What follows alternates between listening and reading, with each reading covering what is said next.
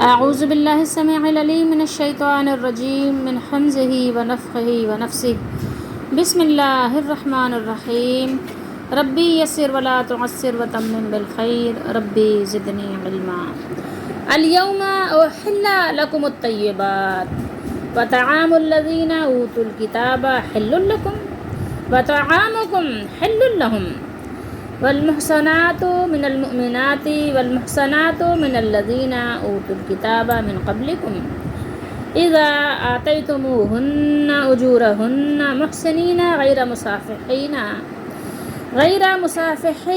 ولا متخذ اخدان ومن يكفر بالإيمان فقد حبط عمله وهو في الآخرة من الخاسرين۔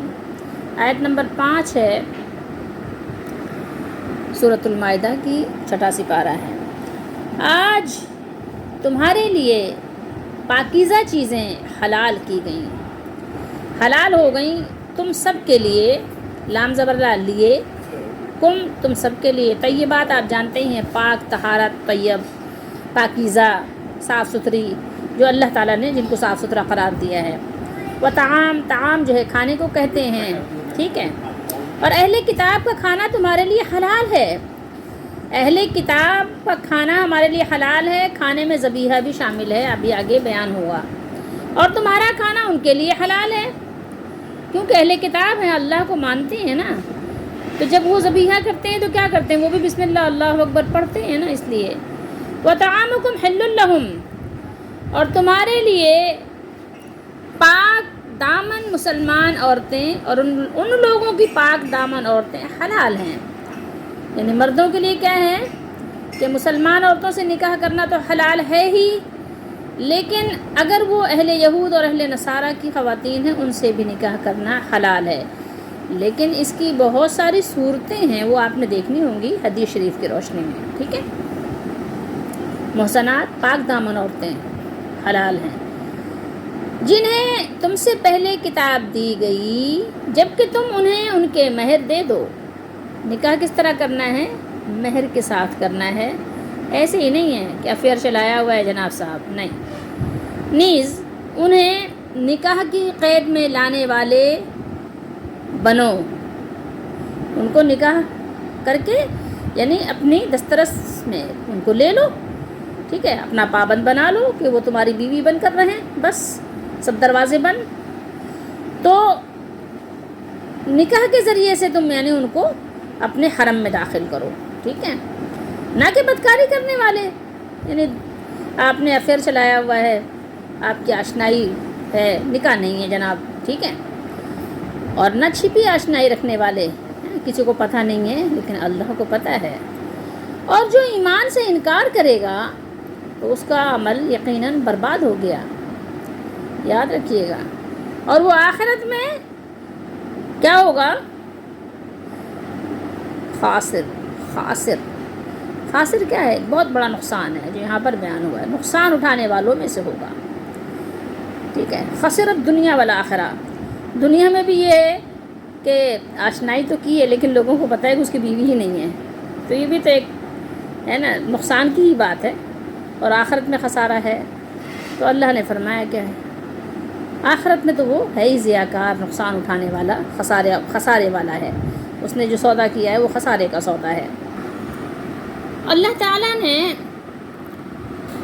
یہ ذکر کرتے ہوئے کہ اس نے اپنے مومن بندوں کے لیے ناپاک چیزوں کو حرام اور پاک اشیاء کو حلال قرار دیا ہے، فرمایا الیوم احل لکم الطیبات، آج تمہارے لیے سب پاکیزہ چیزیں حلال کر دی گئی۔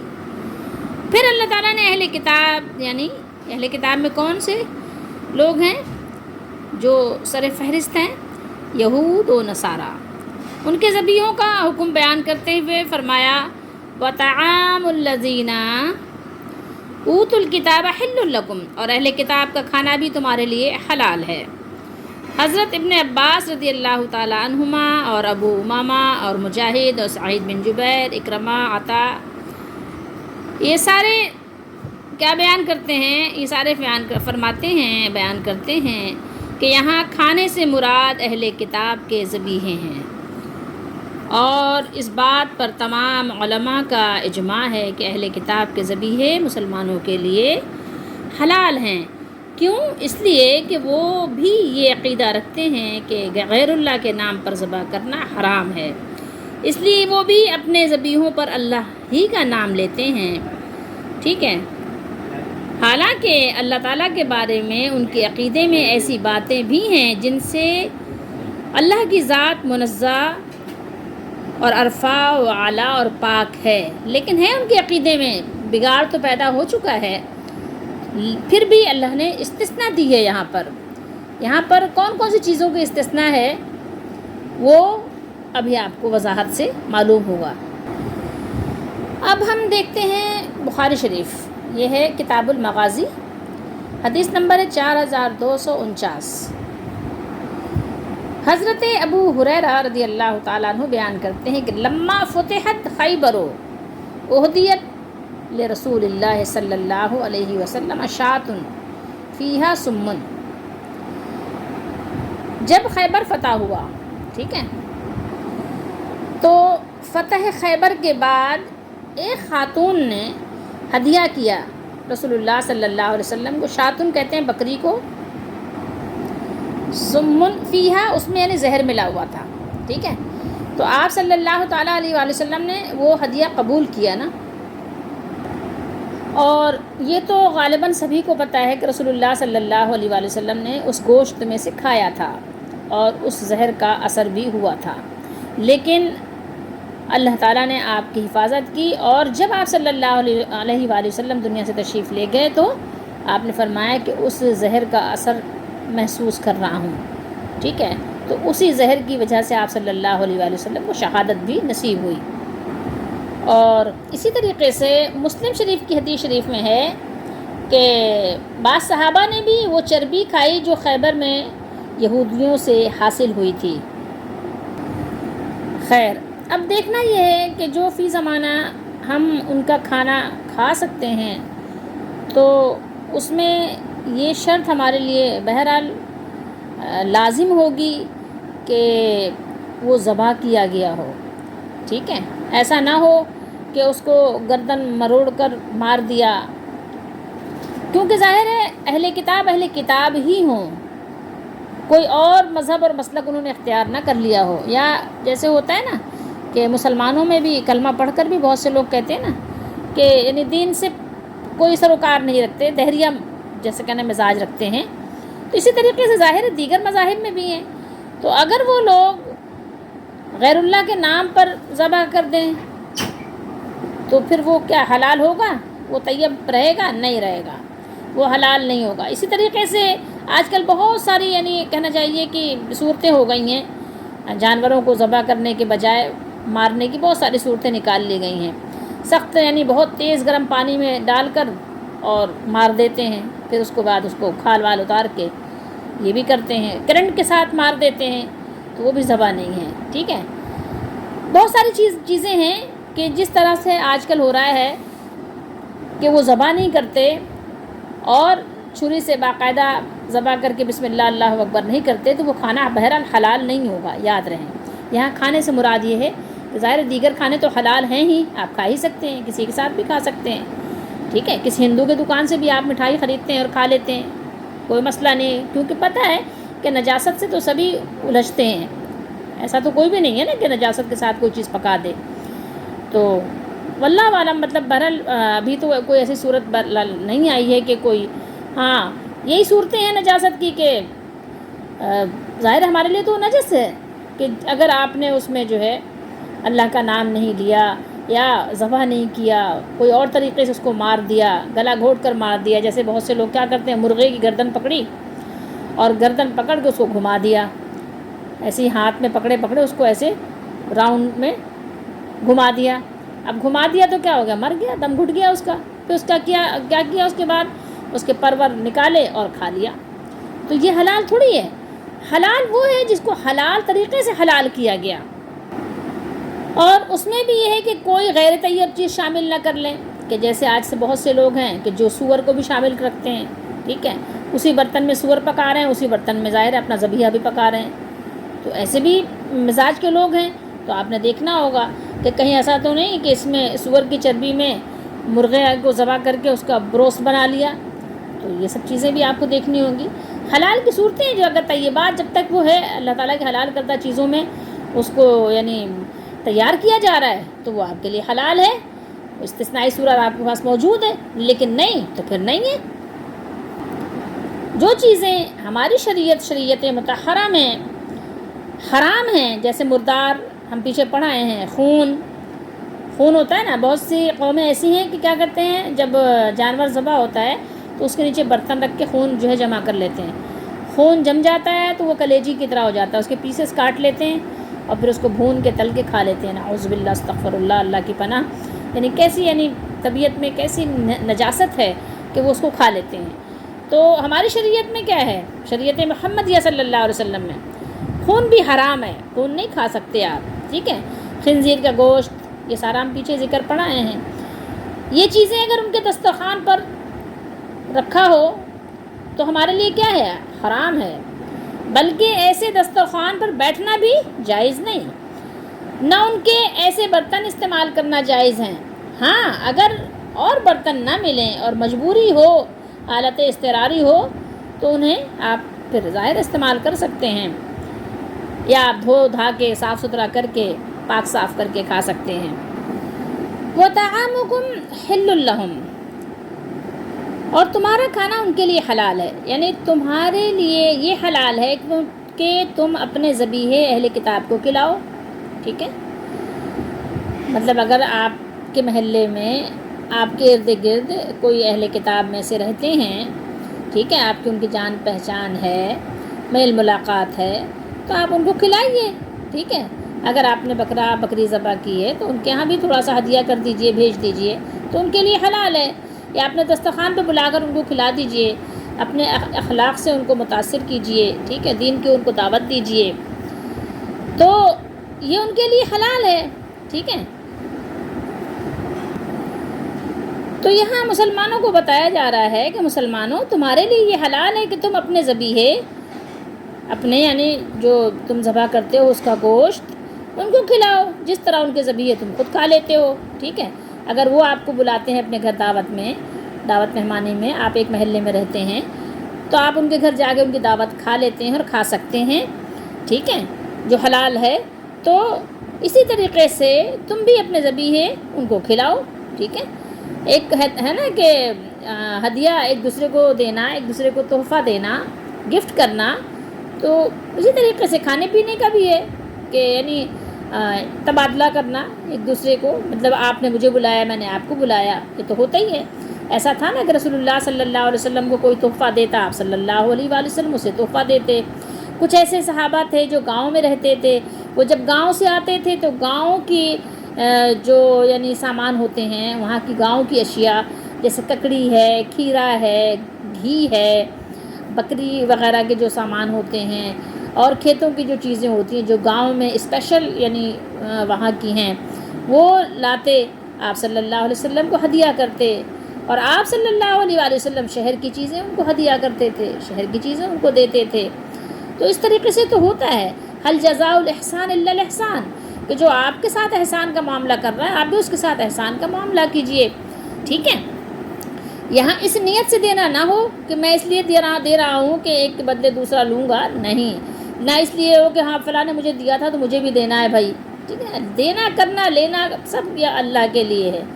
لیکن یہ ہے کہ ظاہر ہے کہ اگر کوئی آپ کے ساتھ اچھا کر رہا ہے تو آپ نے بھی اس کے ساتھ اچھا ہی کرنا ہے، اور اگر آپ کے ساتھ کوئی اچھا نہیں بھی کر رہا ہے پھر بھی آپ نے اچھا ہی کرنا ہے. ٹھیک ہے، تو یہ بات ہے. جیسے کہ آپ نے پڑھا ہوگا بخاری شریف کے حدیث شریف میں بھی، خصوصی طور پر میں آپ کو یعنی ایک حوالہ دے رہی ہوں کہ آپ صلی اللہ تعالیٰ علیہ وآلہ وسلم جو آپ کا بہت بڑا یعنی کٹر دشمن تھا، عبداللہ بن ابی ابن سلول، آپ نے اس کو کیا، جب وہ اس کا انتقال ہو گیا، فوت ہوا، تو اس کے بیٹے کی سفارش سے آپ نے اسے اپنا کرتا دیا. کرتا مبارک کیوں دیا تھا؟ اس لیے دیا تھا کہ اس نے بھی جب مدینہ شریف میں آپ صلی اللہ علیہ وسلم کے چچا جان قیدی بن کر آئے تھے تو ان کے پاس کرتا نہیں تھا، تو عبداللہ بن سلول نے جو ہے آپ صلی اللہ علیہ وسلم کے چچا جان کو اپنا کرتا دیا تھا، تو آپ صلی اللہ علیہ وآلہ وسلم نے اس کے احسان کا بدلہ اتار دیا، ٹھیک ہے. تو یعنی حالانکہ تھا وہ منافقوں کا سردار تھا، لیکن آپ صلی اللہ علیہ وسلم نے اپنا لباس اس کو دیا.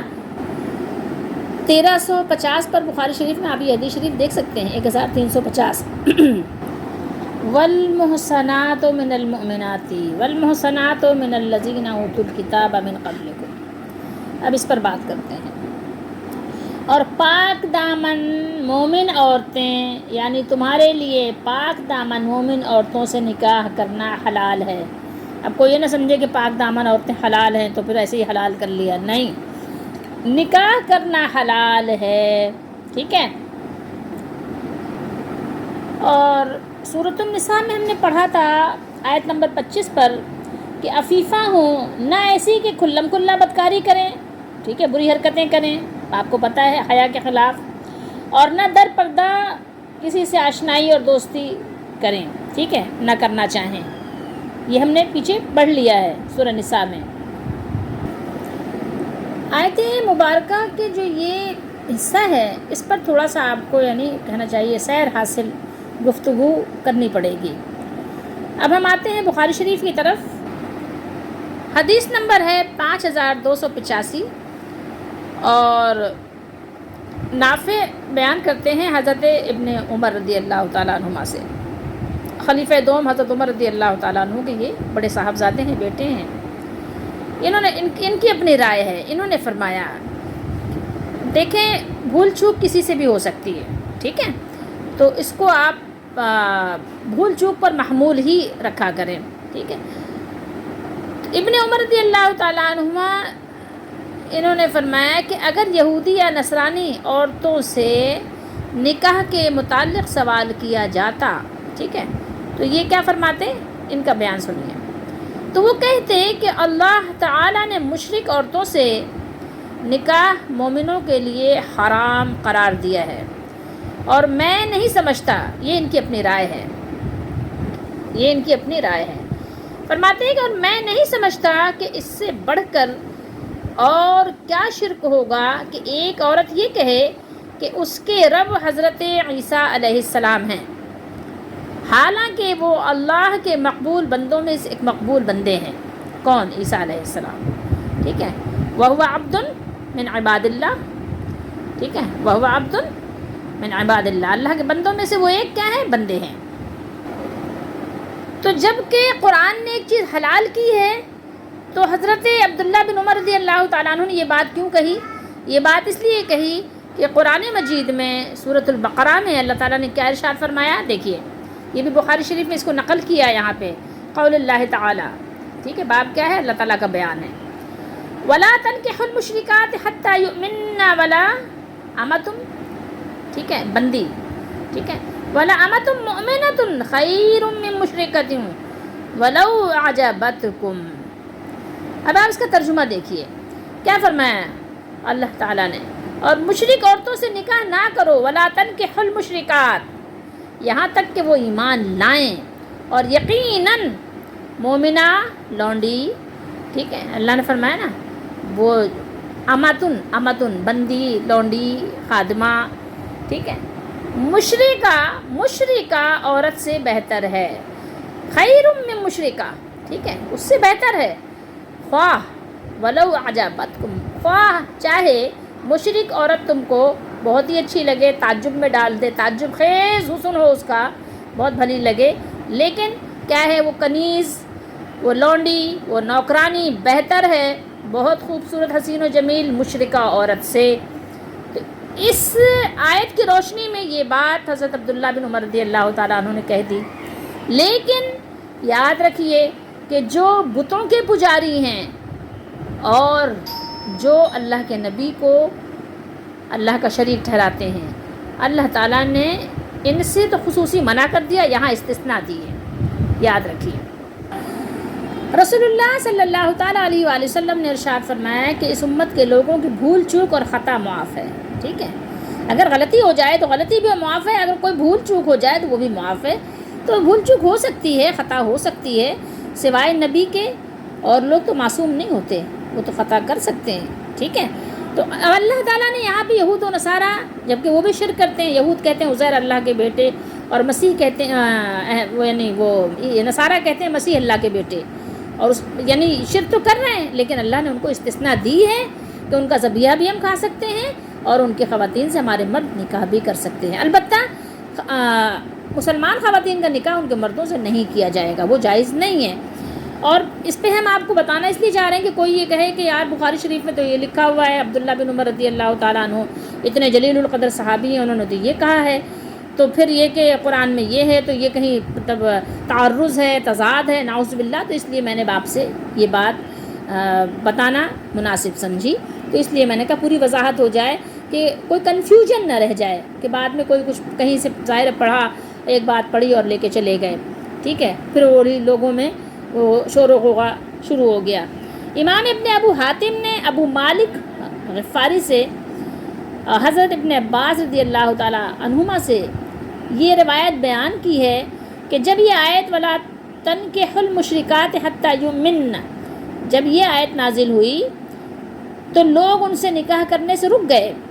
جب اللہ تعالیٰ نے منع کر دیا کہ مشرکہ خواتین سے نکاح نہ کرو تو لوگ رک گئے، حتیٰ کہ اس کے بعد یہ آیت کریمہ نازل ہوئی والمحصنات من الذین اوتوا الکتاب من قبلکم، ٹھیک ہے۔ تو جب یہ نازل ہوئی اور ان لوگوں کی پاک دامن عورتیں حلال ہیں جنہیں تم سے پہلے کتاب دی گئی، تو لوگوں نے اہل کتاب کی عورتوں سے نکاح کرنا شروع کر دیا۔ یہ کس نے بیان کیا ہے؟ یہ آپ کو ملے گی بات تفسیر ابن ابی حاتم میں، ٹھیک ہے۔ اذا آتیتموہن اجورہن محسنین غیر مصافحین، فرمایا اللہ تعالیٰ نے کہ جب تم انہیں ان کا مہر دو، یعنی جس طرح وہ پاک دامن اور عفت مآب ہیں تو تم بھی خوش دلی سے ان کا مہر انہیں ادا کرو۔ اور نکاح کرنے کا مقصد کیا ہو؟ محسنین غیر مصافحین ولا متخذی اخدان، اور ان سے عفت قائم رکھنی مقصود ہو، نہ کہ کھلی بدکاری کرنی اور نہ چھپی دوستی کرنی ہے، ٹھیک ہے۔ جیسے عورتوں کے بارے میں پاک دامنی اور عفت کی شرط ہے، ایسے ہی مرد کے لیے بھی یہ شرط ہے کہ وہ پاک دامن اور عفت مآب ہوں۔ اسی لیے فرمایا غیر مصافحین، وہ ایسے بدکار نہ ہوں کہ معصیت سے باز ہی نہ آئیں اور اپنے نفسوں پر قابو ہی نہ پا سکیں، بس پھر رہے ہیں ادھر سے ادھر، نظارہ بازی کر رہے ہیں، کہیں نظارے ہیں کہیں نظارے ہیں، ٹھیک ہے۔ یہ آج کل تو دونوں ہی میں مشترک ہیں، کیا خواتین کیا مرد حضرات۔ پاک دامنی اور طہارت کی کتنی اہمیت ہے اور کتنی تاکید ہے قرآن میں۔ کھانے پینے کی پاکیزگی کو اللہ نے بیان کیا، اس کے ساتھ ہی یہ دوسری پاکیزگی جو بہت ضروری ہے اس کو بھی اللہ تعالیٰ نے یہاں پر بیان کیا، تفصیل کے ساتھ بیان کیا۔ دیکھیے کہ وہ اپنے دین پر قائم ہوں، اہل کتاب ہوں ضرور، لیکن ہوں پاک دامن۔ یہ بات آپ دیکھیں کہ کتنی اس کی اہمیت ہے۔ آج ہمارے یہاں دیکھیں اس چیز کو بالکل بھی اہمیت نہیں دی جاتی۔ آپ دیکھیں والدین نے کیسی تربیت کی اپنے بچوں کی، غور کیجئے کہ کیا جو یہ ہمیں معیار دیا گیا اس پہ ہم پورے اترتے ہیں؟ اس کرائیٹیریا پہ کتنے لوگ پورے اترتے ہیں جو قرآن بیان کر رہا ہے؟ آپ دیکھیے اس کے ساتھ ہی اللہ نے کیا بیان کیا کہ اور جو انکار کرے، یعنی اللہ تعالیٰ کے جو حکموں کو انکار کرے گا وہ کیا ہوگا؟ کافر نہیں ہے تو کیا کون ہے وہ؟ جو انکار کرے، ایمان سے انکار کرے گا، اس کا یقیناً عمل جو ہے وہ برباد ہو گیا، اس کا عمل ہی برباد ہو گیا۔ دیکھ لیجئے یہ قرآن بیان کر رہا ہے، یہ رب العالمین کا، مالک الملک کا فرمان ہے، کسی انسان کا نہیں ہے۔ وہ آخرت میں نقصان اٹھانے والوں میں ہے۔ کیسی تنبیہ کی جا رہی ہے، کیسی تنبیہ کی گئی ہے کہ اہل کتاب کی عورتوں سے نکاح صرف جائز ہے، صرف جائز ہے، مستحسن ہے اور مستحب نہیں، ٹھیک ہے، یاد رکھیے اللہ نے جائز رکھا ہے آپ کے لیے، ٹھیک ہے، لیکن مستحسن اور مستحب نہیں ہے۔ کیا ضروری آپ نے کرنا ہے یہ کام؟ اگر حالات ایسے ہیں، واقعات ایسے ہیں تو ٹھیک ہے، لیکن اس کی صورتیں ہیں، ان کے ملک میں جا کر نہیں۔ آپ نے اپنے گھر میں دین کا ماحول ان کو دینا ہے، آپ کو ہر طرف سے دینی ماحول ان کو فراہم کرنا ہے، تاکہ وہ اس میں ایک ہے نا، اگر خواتین اپنی ان کو نہیں دے سکتے اور ان کی خواتین لے سکتے ہیں تو اس میں بھی تو کوئی حکمت ہے نا، کہ وہ آپ کے گھر میں جب دیکھیں گی دینی ماحول، دینی اثرات سے وہ متاثر ہوں گی، پھر آنے والے بچے دیندار ہوں گے، میں بھی کہ وہ بھی مسلمان ہو جائے، وہ بھی اپنے جو کفری عقائد ہیں اس کو چھوڑ دے. بہت ساری چیزیں ہیں. لیکن آج کیا ہے، آج تو وہ آدمی ہی، وہ کیا کہیں، وہ صاحب خود ہی جو ہے نا خاتون کے دین پر چلے جاتے ہیں، کیونکہ ان کو خود اپنا ہی دین نہیں پتہ بیچاروں کو، تو وہ ان کو کیا دین سکھائیں گے. تو دیکھیے، یاد رکھیے کہ ایسا نہیں کہ قرآن مجید کی اس آیت کو آپ ہیلا بہانہ کر کے اور اپنے حساب سے اس کو آپ یعنی توڑ مروڑ کر اپنی مرضی کے مطابق اس کو ڈھال کر اور وہاں جا کر آپ خود نکاح کر رہے ہیں، شادیاں کر رہے ہیں، تو آپ یہ نہ سمجھیے کہ آپ نے کوئی بہت اچھا کام کیا ہے، بہت باعث اجر و ثواب ہے، بہت اچھی چیز ہے یہ. نہیں، یاد رکھیے جو شخص اس اجازت سے فائدہ اٹھائے تو اس کو اپنے ایمان کی بھی فکر کرنی چاہیے، اپنے ایمان کی طرف سے بھی ہوشیار رہنا چاہیے. ایسا نہ ہو کہ وہ اپنی غیر مسلم بیوی سے متاثر ہو کر اپنے ایمان و اخلاق سے ہاتھ دھو بیٹھے. اس بات کا خیال رکھو، ورنہ خسرت دنیا والآخرہ ہو جاؤ گے. محسنات کا معنی کیا ہے؟ پاک دامن. ٹھیک ہے، جو کسی حصار میں ہو، پاک دامنی کے جو حصار میں ہو. یہاں مسلمانوں کو ترغیب دلائی جا رہی ہے کہ اگر تم شادی کرنا چاہو تو حسن و دولت کی وجہ سے شادی نہ کرو، بلکہ عفت و پاک دامنی کے زیور سے جو مزین ہو، آراستہ ہو، اس کے ساتھ شادی کرو. یہی ایک ایسی محکم بنیاد ہے جس پر گھر کی جو عمارت اٹھائی جائے گی وہ زندگی میں پیش آنے والے سارے طوفان، سارے حادثات کا مقابلہ کر سکے گی. پہلے یہ بتایا کہ اہل کتاب کا ذبیحہ تمہارے لیے حلال ہے، ان کا کھانا حلال ہے. اب یہ بتایا جا رہا ہے کہ ان کی نیک عورتوں سے بھی تم شادی کر سکتے ہو. اور بہت یاد رکھنے کی چیز ہے کہ عورت اور مرد کے باہمی تعلقات کی صرف ایک صورت کو ہی اسلام نے جائز رکھا ہے، اور وہ یہ ہے کہ اس کی بنیاد نکاح صحیح پر ہو. اس کے علاوہ محض آپ کے جو یعنی وقت گزاری ہے، ٹائم پاس کرنا ہے اور محض دل لگی ہے، اس کے علاوہ وقت گزاری بھی ہے، اس کے علاوہ جذبات کی کچھ لہریں بھی ہیں.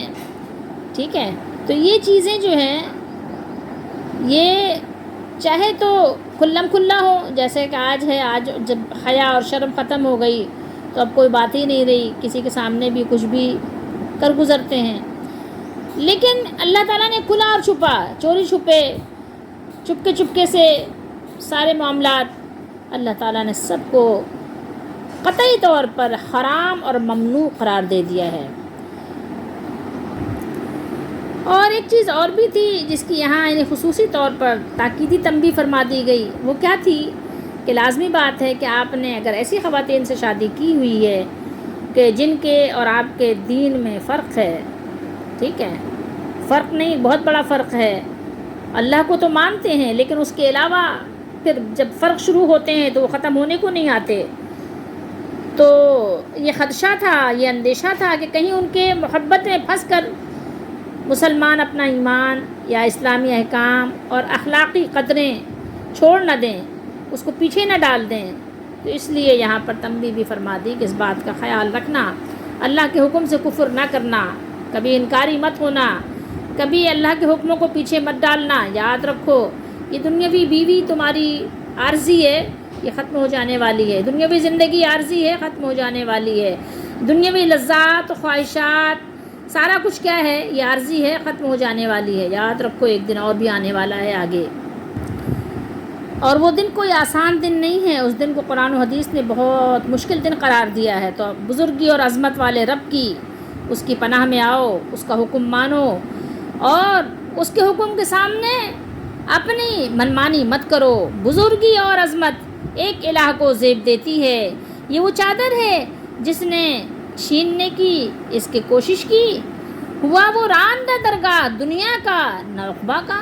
ٹھیک ہے، وہ راندہ درگاہ ہو گیا، سمجھ لیجئے ہلاکت کو، خود اس نے اپنی دعوت دی. تو تو ہمارا فائدہ اسی میں ہے کہ ہم اللہ کے ہر حکم پر راضی ہو جائیں، رسول اللہ صلی اللہ علیہ وسلم کے ہر فرمان پر راضی ہو جائیں۔ مزہ ایمان کا چکھا اس نے جو اس پر ہوا راضی، کہ بے شک اس کا رب اللہ ہے، واحد ہے، یکتا ہے۔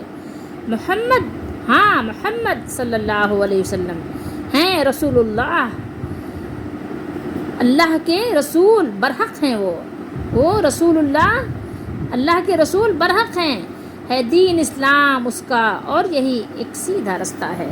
اللہ تعالیٰ ہم سب کو اسی سیدھے راستے میں چلنے کی توفیق دے اور ہماری دستگیری فرمائے۔ السلام علیکم، لائک شیئر اینڈ